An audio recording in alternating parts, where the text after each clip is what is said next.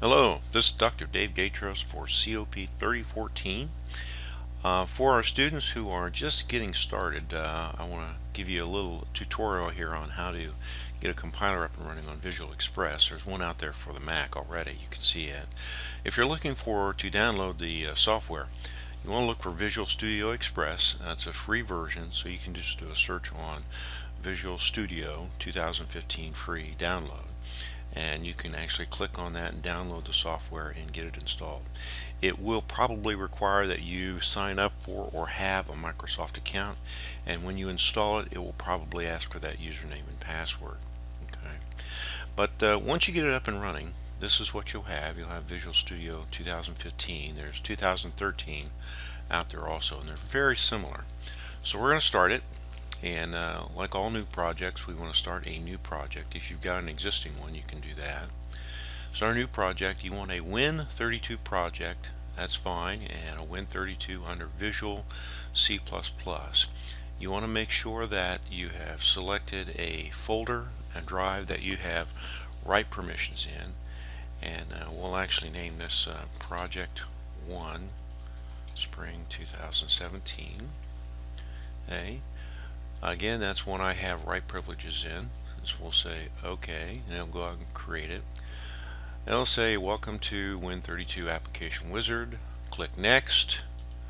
We want a console application and an empty project. You can leave everything else as it is and say Finish. I'm going to wait for it to come up here. Now here we have a blank project. There's no files in it. Your instinct is to go over here and say File, New, but you don't want to do that. You want to say Project and Add New Item, and you're going to want Code, and you want a C++ file. Okay, name it what you want. We'll say Hello World or Hello World Program, and we will say Add, and it comes up with a blank file. So let's go ahead and do our Hello World Program. Our include file, iostream,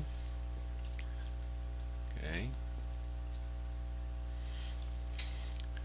using namespace standard, okay, we'll just put in a comment right here, int main void, our begin in brackets, and you'll notice that excuse me, let me get this right. You'll notice that as I'm typing things in, it will try to correct it for me, or actually excuse me, anticipate what I'm going to do. For instance, when I did the bracket right here, you notice it put the end brackets in there. It's because you can't have a begin bracket without an end bracket. So I'll do cout, and you'll also notice too that it would anticipate what I was doing. I was typing COU and see, there's cout right there. Okay, so it's kind of doing syntax checking while I'm at it. Hello world, indel, and then return 0. So there's our program. And this yellow says everything looks okay. We're not really sure just yet. If I'd have made a syntax error, for instance, if I'd have gone in here and I'd have done that, you'll see there's something wrong right here. We're not really sure. I expected a semicolon, so we'll put the semicolon back. That is one of the nice features about these environments, these compiling banks. So we're going to build solution, and down here at the bottom we should see it's creating the file springprojects.exe. 1 succeeded, 0 failed, 0 up to date, 0 skipped. That all looks good. We want to debug, and we want to start without debugging. And there is Hello World. Wonderful. Okay. Well, that's an introduction to compiling on Visual Express 2015.